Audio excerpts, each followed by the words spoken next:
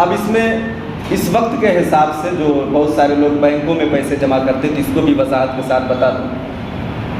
بینکوں میں پیسہ جمع کرتے ایف ڈی بولتے، یا پھر فکس ڈپوزٹ جو ہوتا، یا پھر ایسا ہوتا کچھ لوگ سیلری والے ہوتے جن کی سیلری سے کچھ پیسے کٹ کے اکٹھا ہوتے رہتے ہیں تو بعد میں ان کو ملتے ہیں۔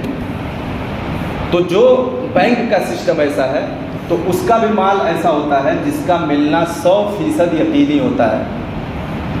اس میں نامنی وغیرہ بھی ہوتا ہے، اگر آپ کو نہیں ملا تو آپ کی بیوی کو یا بھائی کو جس کا نام لگا رہتا ہے وہ مل ہی جاتا ہے ایک طرح سے۔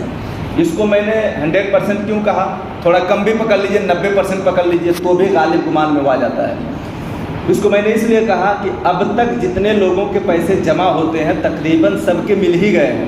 اس بنیاد پر یہی کہنا پڑے گا کہ یہ مل ہی جاتا ہے۔ بات سمجھ گئے آپ؟ تو ان سارے پیسوں پر بھی زکوٰۃ ہے، جو آپ کا یہ فکس ڈپوزٹ ہے یا پھر سیلری سے کٹ کے جو اکٹھا ہوتا ہے اس پر بھی زکوٰۃ ہے۔ مگر اس کے لیے جو زکوٰۃ ہے اگر وہ ہر سال اس کی ادائیگی کرتا جاتا ہے، جو اس کا وہاں جمع ہو رہا ہے اس کا جوڑ کر کے، تب تو کوئی بات نہیں۔ اگر ہر سال جمع نہیں کرتا ہے تو جس دن وہ پیسہ ملیں گے پورے سال کا جوڑ کر کے اس کو جمع کرنا ہوگا، زکوٰۃ نکالنا ہوگا۔ تو اس میں آسان طریقہ یہی ہے کہ ہر سال وہ نکالتا رہے، کیونکہ کبھی آج 1 لاکھ روپیہ ہے تو 1 لاکھ کا زکوٰۃ نکلے گی، کل اس کا اگلے سال 1.5 لاکھ ہو گیا تو 1.5 لاکھ کی زکوٰۃ نکل جائے گی، اس کے بعد سال بھر کے بعد 3 لاکھ ہو گیا تو 3 لاکھ کی زکوٰۃ۔ ایک مثال دے رہا ہوں، لیکن اگر یہ آپ پورے کا ایک دن جب آپ کاؤنٹ کرنے جائیں گے، شمار کرنے جائیں گے تو بہت زیادہ اماؤنٹ نکلے گی، تو پھر آپ کہیں گے کہ اس سے بہتر تھا تو ہم جمع ہی نہیں کیے ہوتے۔